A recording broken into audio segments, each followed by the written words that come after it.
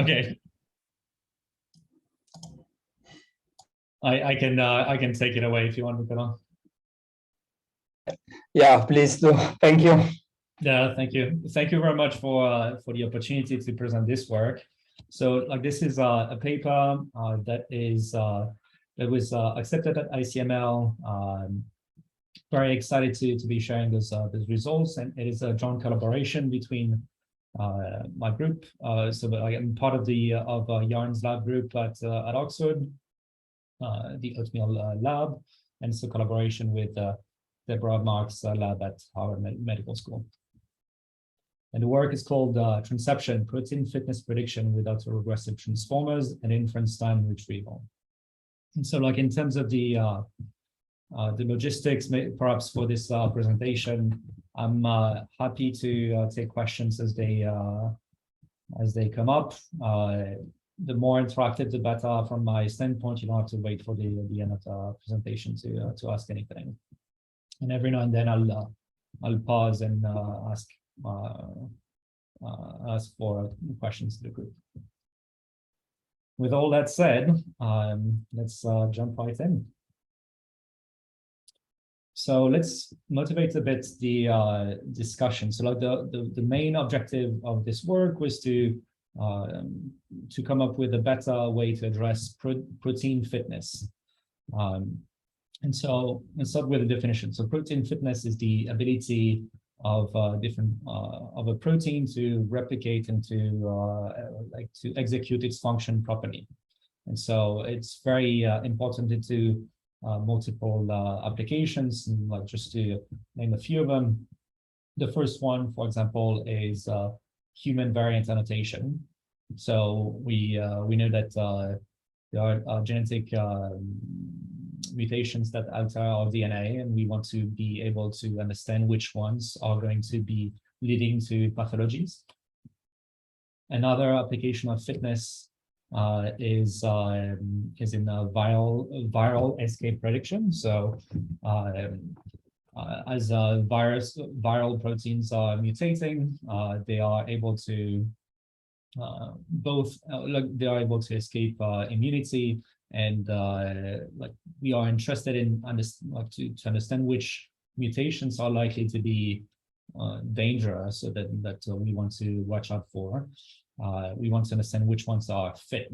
So one of the conditions for a good escape mutation is that, like, it maintains the fitness, like the protein maintains its function. And the last motivation is in protein design. Like, there are many different ways to generate novel protein sequences, but, like, it is key to generate proteins that will serve a purpose that will be functional once generated. So with that said, so, like, that's a bit of, like, the motivation. There's a very rich literature in that space of protein fitness and, at large, like, mutation effect predictors. We can more or less group them into two groups of methods. The first one is that of alignment-based methods, in which a model is trained on a protein's specific multiple sequence alignment, so a set of homologous sequences that are retrieved for a given protein family, and a model is fit on that data. And so initially, it started with looking at statistics at each position to understand which amino acids are eligible for a given residue. And then over the time, those models became more and more complex, and looking at, for instance, like, pairs of dependencies between residues, for instance, in EV mutation, and later on looking at dependencies at large across the full protein with variational autoencoders like deep sequence and Eve. And so, like, those models have been state of the art. So far, they have a few limitations, though. Like, the first one that is rather obvious is that they are very dependent on the quality of the MSA, so the data that they are trained on. And so, in particular, we know that there are many proteins for which this MSA is difficult to obtain, or it's going to be very shallow, and therefore those methods have historically tended to perform not as well in those situations. Two other limitations. The second, so like the first one that is listed here, the first bullet point, is that they are unable to score insertions and deletions, and that's primarily because of the fixed frame of reference of the multiple sequence alignment. It is difficult to introduce from their insertions and deletions and to score those mutations, but they are very important in practice. And the last one is, this one is more of a practical consideration, but you end up training a different model for each protein family. And so even if you were just restricting yourself to the human proteome, if you wanted to model all possible proteins, you would end up training 20,000 models, which, and like each of those models being fully independent from one another. And it feels like intuitively there's a lack of information sharing between those different models, and hopefully there's some information that you can collect across families that should be useful, in particular in the cases where the alignments are very shallow. That's the first group. More recently, it has been the emergence of protein language models. And like the main methods applied to mutation effect prediction, at least, were two models: so the MSA transformer and the ESM1V models, both developed by the FAIR team.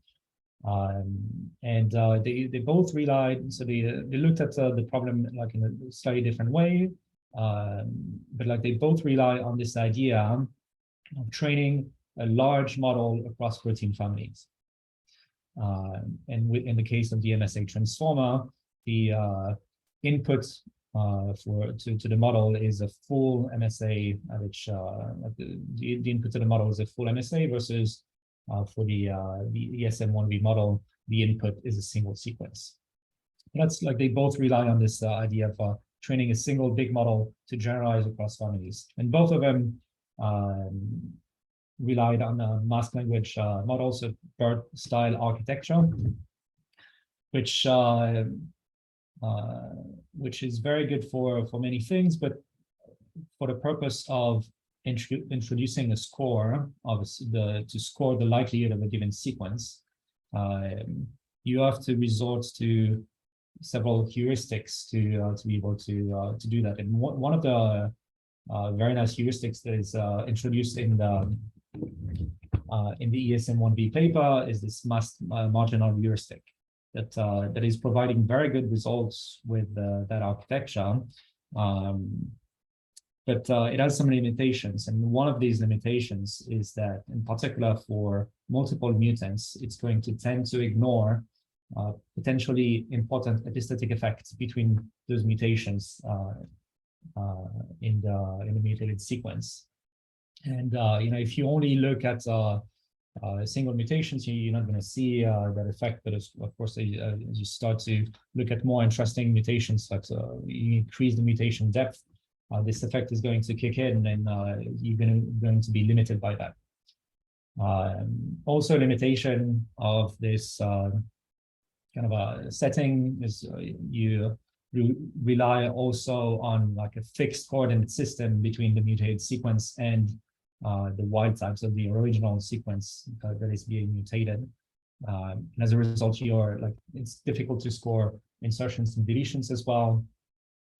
And the last one is more of a, it's a minor issue, but there's a slight mismatch between the way these models have been trained, where typically in a BERT style architecture, and it's the case also for these two models, they are trained by masking 15% of the tokens at random.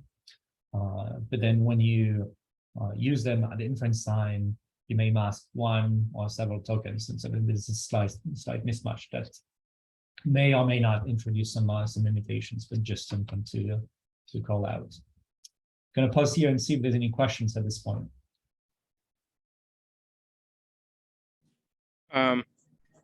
Yeah, I wanted to ask about this approximation for multiple mutations. You mean like mutations in multiple residues? Yeah, so I'm talking about starting from the wild type sequence. If you make multiple mutations from that reference, this masked marginal heuristic is going to do one mutation, look at the effect, look at the other mutation, look at the effect, but it's not going to look at the effect that would result from looking at the mutated sequence with the two mutations in compared to the reference. And wouldn't you be able to make a sequence with those two mutations and feed the whole sequence to the language model and see how it estimates it? Right. So like you would need to mask those two mutations at the same time.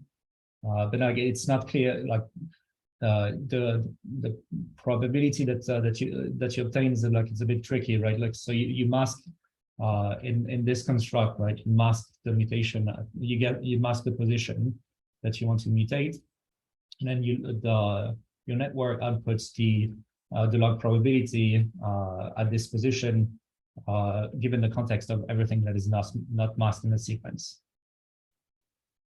Right. So like if you're always looking at because of it's just the construct, you mask one position and the model tells you what happens solely at this position. You never get a likelihood for the entire. So you only get conditional on a state of one. So maybe you can sample and then get conditional on another, but it's not like a joint two-way probability. That's what you mean.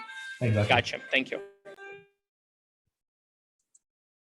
Pascal, yeah, and I had another question. So here you just consider the mutant and the wild type, right? But in your model output, you have probably a probability distribution over 20 amino acids. So in this evaluation, do you consider the scores of the other possible amino acids at that given position? So like with this heuristic, for example, if you were to score all of the single mutants for a given reference protein, you would mask each position one by one, and then from there you would be able to read the delta between, at each position, the delta between the likelihood that that position for that amino acid, mutated amino acids versus the reference one. But that's yeah, like it would give at every point in time whenever you score a mutation, it's always looking one by one and looking at this delta log probability between the mutated amino acid and the reference one. Right. Yeah. So I'm just imagining to have like a data set of mutations, and do you consider just the probabilities of the wild type and the alternate? Because for a single position, you can have multiple alternates, right? So you can imagine you have a wild type probability and your alternate probability is like lower, but at the same position, you can have alternate 2 that would have a higher probability than the wild type. Does that sort of make sense? Or maybe yes, I'm misunderstanding. No, so I mean, what is typically done, or at least like the way these models are being evaluated, is you would look at all these possible mutations in isolation. So you would look at all the possible singles. So you look through all the positions. You look at any mutation of the wild type to any other amino acid. You compute those delta log probabilities for all of the possible sequence mutations, and then you compare typically with an experimental measurement from a deep mutational scanning assay, and you look at whether those delta log probabilities correlate with your experimental measurements. Right. I see. Thank you. Okay. So with like these being some of the limitations that we observed, we wanted to develop a method that would have the following three broad properties. The first one, to craft a method that would be robust to the depth of the multiple sequence alignment. B, to be versatile, so you should be able to score any mutated sequence, whether it is a mutated sequence with a lot of multiple mutants compared to the reference, or insertions and deletions. We also wanted to create a general purpose tool that could be used across taxa, so in eukaryotes and prokaryotes and viruses. And the last property that we were thinking about was modularity, and in particular modularity of the different components of the model, so that to give flexibility in the usage of. We wanted to describe that in a second, but of our model and our retrieval being as independent from one another as possible, so that if for a given problem you realize that the multiple sequence alignment is not very good or is very shallow, you have the option to not use it at all. If you have, on the contrary, if you have specific domain knowledge about this particular application, for instance, you know that there are some very distinct domain in the protein that you're interested in, you could craft a domain-specific multiple sequence alignments for each domain, which would be higher quality, and do the retrieval that way. So that's like the three key properties that we had in mind designing this this approach. And I'll give on this slide, I'll give an overview of the rest of the presentation, and then we'll double click into each of those different steps. The first one is the what we call the Tranception transformer, which is a novel autoregressive transformer architecture that builds on top of the standard transformer decoder architecture and subsequent improvements. The second block is that we do a retrieval at inference. So for any given protein sequence that we're interested in scoring, we retrieve a multiple sequence alignments. And in a third step, we are going to combine the predictions that are made by the autoregressive transformer and the distribution that we can infer from the multiple sequence alignment at this position. So there's this fusion of the two modes of inference to enhance the capability of the overall model to make predictions of to understand which amino acids are sensible choices given the left context and given what we observe from a retrieved set of homologous sequences at that position. And so like we do this this aggregation at inference time to assess all different models. What we wanted to do was to extend the different the existing benchmark. There were some limitation in the existing benchmark in terms of the lack of multiple mutants in those benchmarks, the lack of sometimes they were like an even distribution of assays across taxa. So that the largest benchmark that existed before was a benchmark introduced in the deep sequence paper that was already very rich by the time with 40 different assays, but there were some shortcomings with lack of viral sequences, for instance. So we developed the protein gene benchmarks, which essentially like double or triple the number of mutations that are available to score and assess those different mutation effect predictors. Once we've with those two elements, then we did some pretty thorough performance analysis of the model that we introduced, but also several baselines from the two categories of models that I was describing earlier.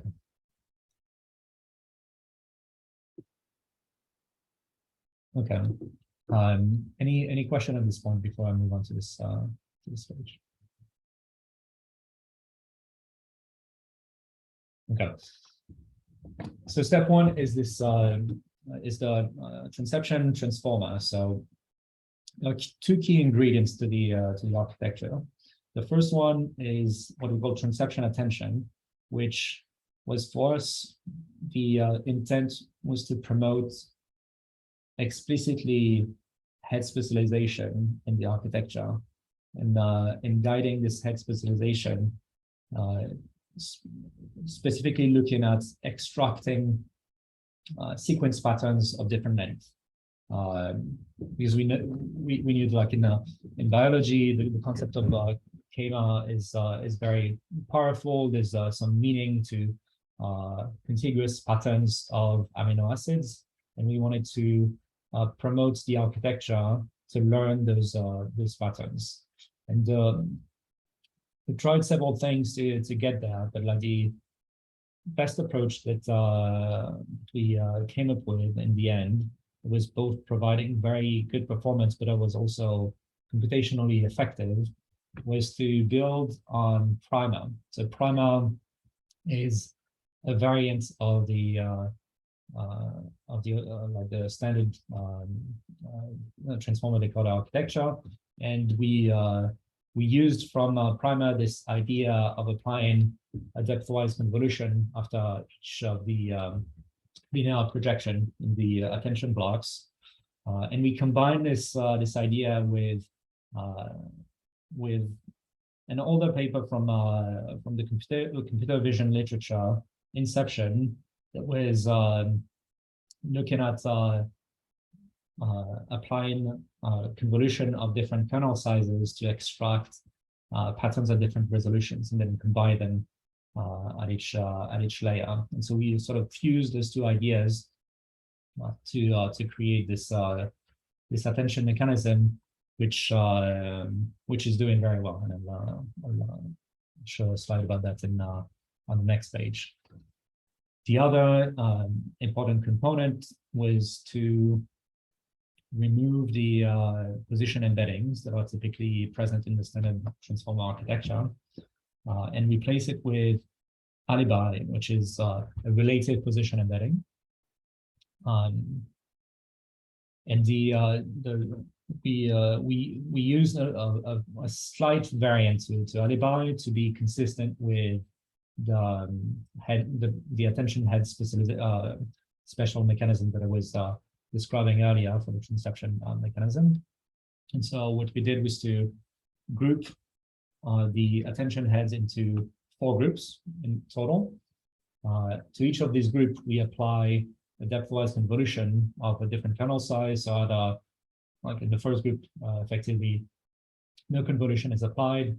In the second group, it's we apply a convolution of a kernel size 3. In second 5, and like the fourth one is 7. And then for each of these group of attention heads, we apply the alibi scheme to preserve this imbalance between different groups and make the most of this related position embedding scheme. Any question at this point?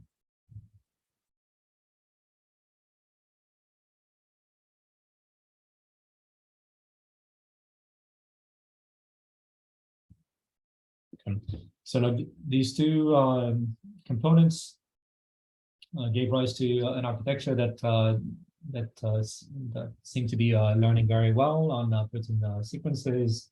So you have an example of the cross entropy loss of training on the left hand side here, compared with GPT-2 and primer style architectures. Comparing models with like the same number of parameters, we see that the loss converges faster into a lower epsilon compared to these other variants. And that translates in particular into a higher downstream performance for fitness prediction, which is what we were after at the very beginning, introducing those different changes.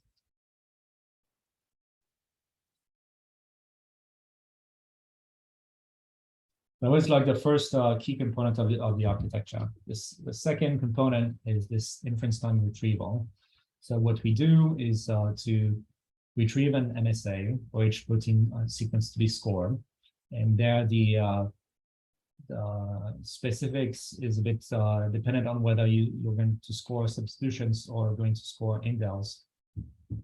If it's substitution, you can what we do is to retrieve a single MSA and amortize the cost of all of the substitutions that you may want to do on that on the wild type for that protein sequence. Versus if you're doing insertions and deletions, then you have to do a bit more work and realign the sequence that you want to score with this protein-specific MSA, and potentially adding and removing some of the columns that are not relevant.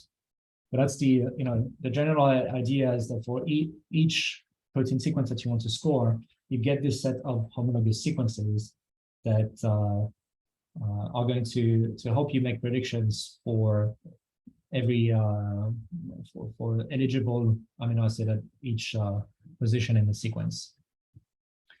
And like in the most simple variant of transception with retrieval, we simply do something that that has been done, for instance, in a site in the site independent model, which is to look at a weighted Laplace smoothing. So we, to extract pseudocounts of the different amino acids at a given positions at a given positioning, knowing the gaps in the alignment, and using sequence weights. So there's sort of a trick to mitigate the effect of phylogenetic biases in the multiple sequence alignment.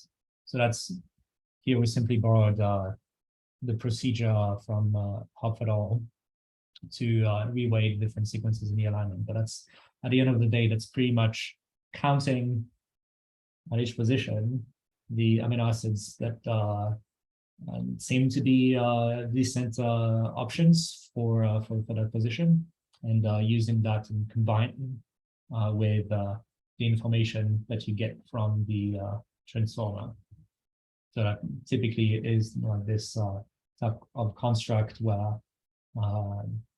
you have this hyperparameter alpha that allows you to fuse those two modes of inference to make predictions based on the given position. You're going to make predictions based on the left context, and if you use retrieval, looking at the empirical distribution of amino acid on that position in the homologous set of sequences.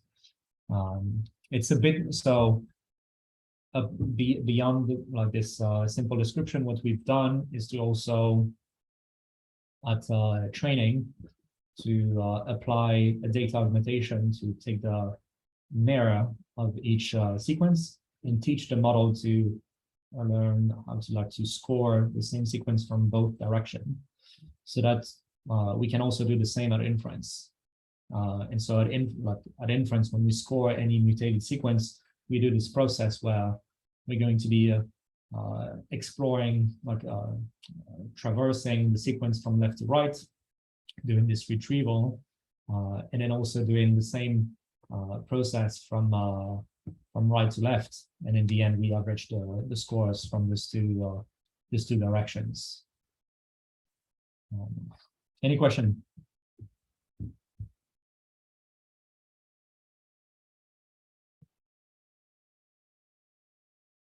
Okay, so I'll move on to the description of the protein gene benchmark. So protein gene is a set of deep mutational scanning assays for fitness prediction, building on the deep sequence benchmark, which was introduced in the deep sequence paper from the Marx lab. Had at the time roughly 37 DMSs, but then we expanded that to 93 deep mutational scanning assays, in particular increasing the number of assays for eukaryotes and for viruses significantly. One of the limitation of the deep sequence benchmark is the lack of multiple mutant assays, and those are pretty important for several applications, but in particular for design, as you start to move away quite far from the original sequence that you might have been interested in. It's quite helpful to have a benchmark of that nature, of like mutations that are more complex to score because they are like more different than where you started with. And also we added insertions and deletions to the benchmark to be able to compare different models in that regime. So with this being the deep sequence benchmark, then we went ahead and compared and look at the performance of those different models into different configuration, or slicing and dicing the protein gene benchmark in different ways. The first regime that we looked at was based on the depth of the multiple sequence alignment. And so here, so we bucketed the proteins into a low, medium, and high depth of the alignment. And we observed that the Tranception model was doing fairly well, in particular in the shallow regime. But then, as you increase the depth of the alignment, and there's very rich information to train alignment-based models, that's where they truly shine, and they're like very strong options to still to consider in that regime, with Eve being the obtaining the best result on that particular benchmark. What we've done also to further investigate this low depth regime was to take each of the multiple sequence alignments that we have built for all of the different proteins, and progressively filter out sequences in those alignments based on the similarities between the sequences in the NSA and the reference sequence that was used to generate those alignments. And that's this chart that you observe here on the bottom left, where starting from the left, you keep all of the sequences in your alignments, and then you progressively remove some of the sequences. As you do this, the performance of models that rely on the diversity of sequences in that alignment, the performance is going to be lower. So, for instance, for the Eve curve here, what we did was to create different versions of those MSAs and retraining the model from scratch on each of those filtered versions of the MSAs. And you can see that the performance is quite sensitive to the depth of that alignment. Unlike what we observed for Eve, where the performance was quite robust to the depth of the MSA, so giving confidence that even in the cases where you have to score very shallow proteins with very shallow alignments, the model would perform quite well. And of course, a deeper alignment is better, but the performance is relatively robust to the depth of that alignment. Other settings that we looked at in the paper was to look, for instance, at the mutation depth. So, like the number of mutations that you're going to make at once when you go from the wild type to a mutated sequence.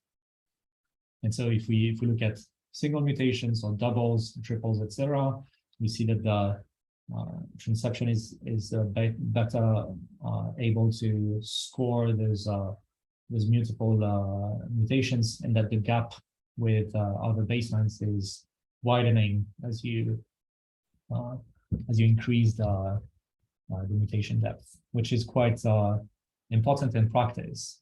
And I think, that's perhaps also something that is not yet fully reflected in if you were to look at the overall performance on this benchmark, because we did we tried to get as many assays with multiple mutants in this benchmark, but there's only, I think, 6 or 7 assays with multiple mutants in this benchmark. But in practice, there's many more multiple mutants than there are single mutations. So, just a combinatorial number of multiple mutants, and so those what I'm trying to say is that as we collect more and more assays about multiple mutants for those different proteins, the importance of multiple mutants will be reflected even more so in those types of benchmark. It's very important to be able to generalize for protein. I mentioned protein design earlier, but also when you start looking at viral proteins, when you compare different viral strains of the same virus, you're very deep in mutational space, and so it's very good to it's very important to perform well in those settings, and very important to assess those different models under those different more complex regimes. Another benchmark that we looked at was to look at different taxon, and the model is, so Tranception is doing fairly robustly across the different taxa, and in particular on human and other eukaryotes, which is quite interesting for us. We worked on developing Eve. So we started like a couple of years ago on that. It was specifically dedicated to human variant annotations, and so we ended up training in the Eve paper 3,000 different variation autoencoders to support the scoring of mutations of 3,000 proteins, and it's quite interesting from a practical standpoint even to have a model that is performing even just as well. So like in that particular benchmark, performing a bit better, but even if it was performing the same, just getting a single model that immediately generalized to the entire proteome is important in practice. Another thing that we were quite happy about was the fact that it's working quite well for viruses, and so looking into these applications very closely at the moment as a next step, for the reasons that I mentioned, the fact that we are able to extrapolate quite well deep into mutational space. And the last benchmark that I will mention here is the one from insertions and deletions. And so, as I mentioned at the very beginning, most of the existing baselines are not able, or like it's not obvious to see how they would score insertions and deletions. There was one baseline for which it was quite clear, which is the WaveNet model, also introduced by the Marx Lab, where the WaveNet model also leverages multiple sequence alignments, but as a way to retrieve the training data for each model. And then once this set of sequences is retrieved, the model is trained on non-aligned sequences. And so it's able to score any sequence, in particular insertions and deletions. And so that was one of the few baselines that we were able to compare with on this benchmark. One last point about the strength of like the benefit of this approach goes back to what I was talking about earlier about modularity and flexibility, and the fact that because we do the retrieval of the MSA at inference time, we have this flexibility in the usage. For instance, on the left-hand side, we have an example with the BRCA1 protein, where there are some very clear domains that have been identified, and you can craft much better alignments to those two different domains, so the ring domain and the BRCT domain, than if you are trying to create an alignment for the full protein sequence. And when you craft those domain, you're going to increase the performance of alignment-based methods, but you're going to increase also like the performance of the retrieval, and that's quite helpful in practice.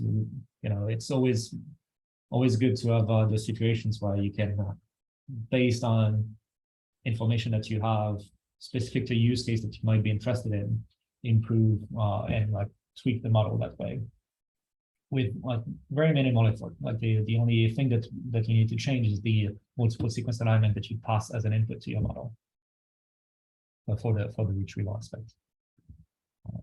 The other thing that I want to call out in terms of this flexibility of the usage is that you can also combine the prediction from the autoregressive transformer with a model that is more complex, a more complex model of the multiple sequence alignments.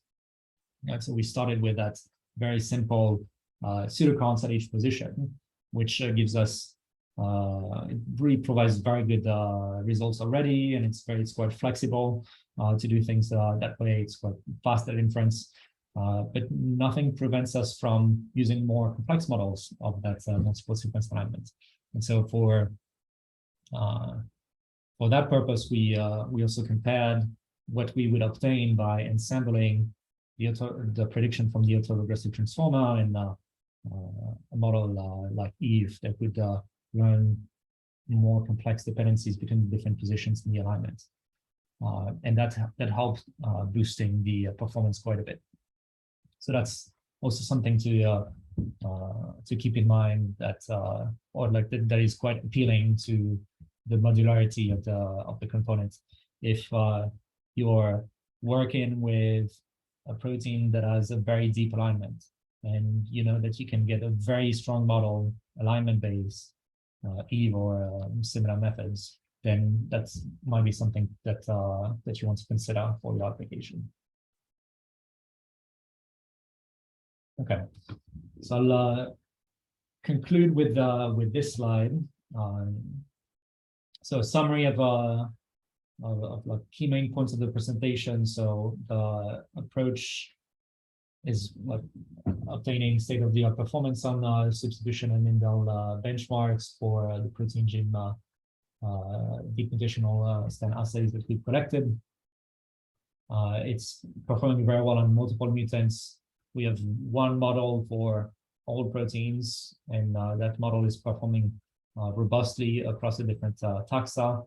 The performance is also quite stable, regardless of the depth of the multiple sequence alignment that you use during retrieval. And we have this nice flexibility to use or not the NSAs, to create NSAs to a particular application if you have a specific domain knowledge, or you can ensemble Tranception with more powerful models of that retrieved alignment. And in terms of there's some nice benefits that we've discussed so far. There are like many ways that one can improve those different the models that we presented here. The first one being scaling the size of the model, which this is work that we've done with a few colleagues at Lighton, that shows like the effect of scaling language models and their increased ability to perform well on those benchmarks of protein fitness estimation. Related to this is a very recent paper, Progen 2, that showed that there were some potentially some limits to doing this, which is quite interesting, and that ties back to work from the Marx lab by Eli Weinstein and Alan Amin on the blessings of misspecifications in models of fitness, and with this idea that whenever you're fitting a model on a set of sequences that you obtain, for instance, you're going to fit your model on UniRef, there's this set of sequences has some biases in how it's been collected. The biases that stem from phylogeny, and phylogeny in this context of fitness prediction acts a bit as noise that you don't want to fit to. And so as you scale your model, you're getting a model that is better at fitting your data, but it's also better at fitting the phylogenetic signal as well, and that may introduce some undesirable effects. So there's something there. There's a sweet spot, or there's a different method that needs to be created to scale those models in the right way. And like perhaps one simple way also to circumvent those limitations is to train with more data. So the models that we've looked at in this work were all trained on UniRef.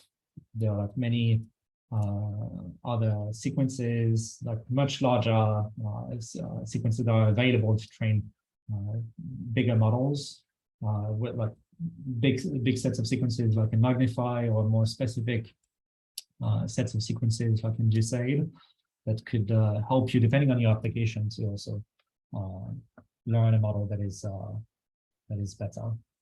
Another idea would be to do retrieval at training time. And so I think there are some benefits to doing the retrieval at inference time that I described earlier, in terms of the modularity and the flexibility that it gives you.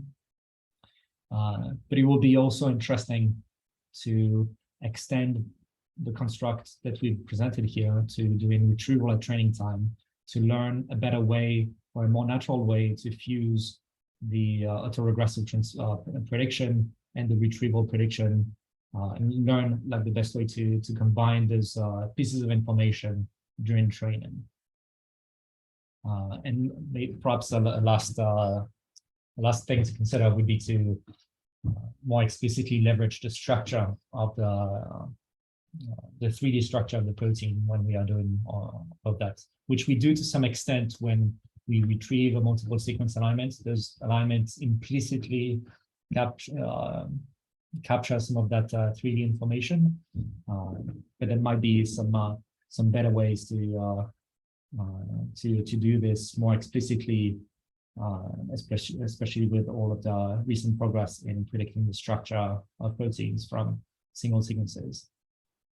And so like the applications are very similar to the ones that I was describing earlier. So continuing to improve the annotation of clinical labels, which is like super important, in particular for rare disorders in humans, where like those models truly shine because they are unsupervised, and they can lead to a lot of very important value for us as humans. Predicting viral escape mutants, I don't think we need to motivate this at this point, and helping also with the inverse folding problem. So designing new proteins that can help us address the challenges that we have, either from a health standpoint or from a climate change standpoint, designing new materials, etc. I'll pause here. I'll conclude with that, and I'll take any question from the audience.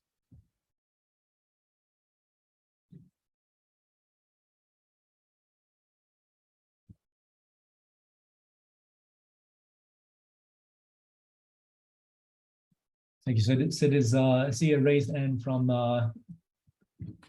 A8803. Hey, I was wondering, what's your opinion on treating mutation effect prediction problems as like an inverse folding problem? Because I noticed that ESM, what do you call it, 1F actually performed a little better than ESM 1V on mutation effect prediction. I think that's one of the ways. I mean, when I was talking about leveraging the protein structure more explicitly, and one of the ways would be to condition on the backbone and very similarly to how several techniques for inverse folding are approaching it. And that way, you're conditioning your model in a way that is very sensible, and that may improve the performance, your performance on that particular mutation effect prediction task. So yeah, I think that that is one of multiple ways to leverage the protein structure in those types of models that could be beneficial. Makes sense. Thank you.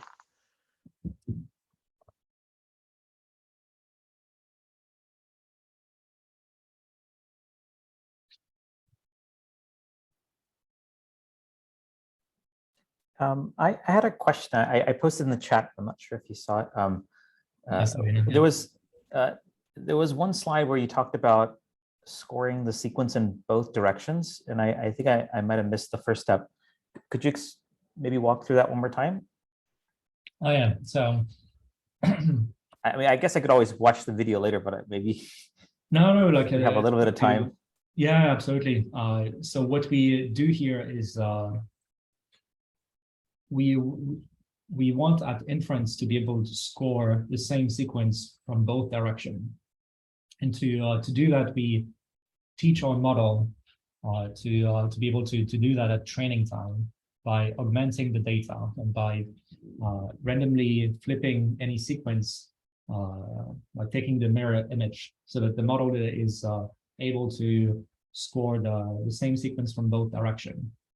And that's, like the intuition being, if I look at this particular position here, I want to be able to leverage the left context to make prediction at this stage, but I also want to be able to leverage the right context to make a similar prediction, but from the other side.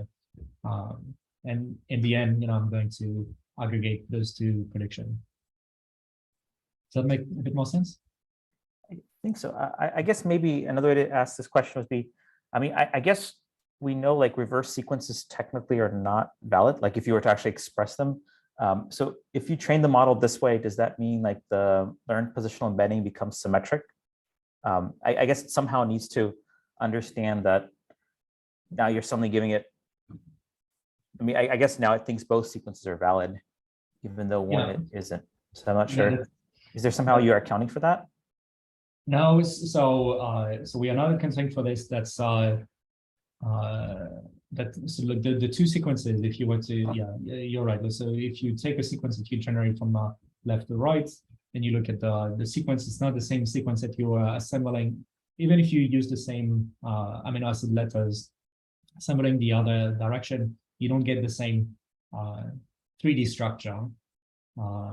And potentially, it is plausible that one of these sequences is going to be fit, and the other one is not going to work. Not necessarily. I wonder if, I mean, I guess, I mean, I suppose if you train it on only natural sequences, maybe it's not a big problem. I'm guessing it might be an issue for generation, because it might think that generate sequences is valid when in fact it's not. Wondering if there's a way to maybe penalize the reverse sequence so it doesn't like it. Right. So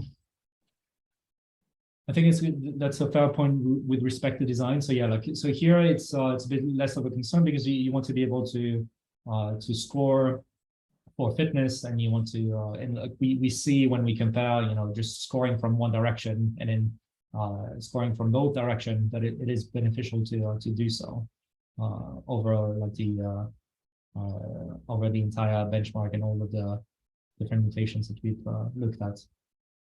From a design standpoint, I think you could either do some sort of a penalization, or and if you have the budget, you could also train a model that is specifically learning always from left to right, and another one would be always learning from right to left. And that gives you, so that doubles the compute budget, but that gives you more flexibility to use them however you want in practice in the end. That's an interesting point. I think for fitness, it's beneficial to do things that way. For design, we need to think about it a bit more carefully, because as we do this, we essentially we implicitly tell our model that a sequence read from left to right and from right to left are both valid, which in practice may not be the case. Yeah, I was thinking one way to maybe fix the problem would be when you flip the sequence during training, you would also mirror the embedding, the positional embedding or the relative positional embedding. So that way, so the way the model knows that that reverse sequence, even though you're now scoring it left to right or right to left, one way is valid versus one the other way isn't. So that might be one way to quickly fix the problem without. But I mean, I guess you would still have to retrain it. But yeah, no. Yeah. Yeah, that's I mean, like, it's just not the I mean, I'm sure like will be like other models coming up, and like this could be very helpful guidance related to the idea that you just proposed. I think perhaps another way to do this would be to prepend each sequence with the direction. So you would have a conditioning label that would give the direction, left to right or right to left, and then like you can then learn the dependencies conditioning on this directionality tab or label, for instance. That might be another way to do this. Yeah, thanks.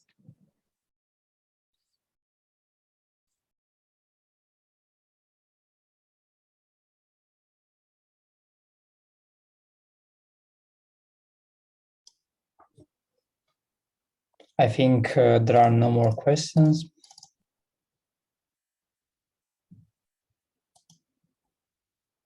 Yeah, all right. I will say thank you, Pascal, so much for the talk and for the presentation in general.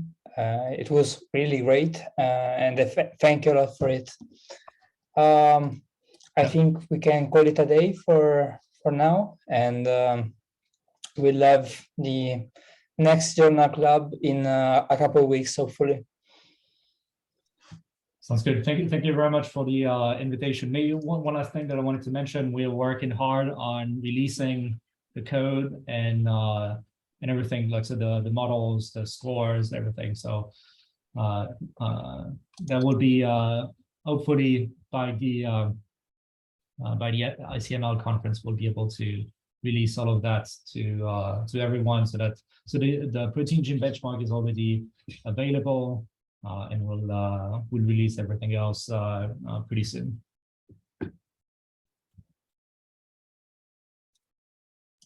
Awesome. All right. I will stop the recording and see you all in a couple of weeks.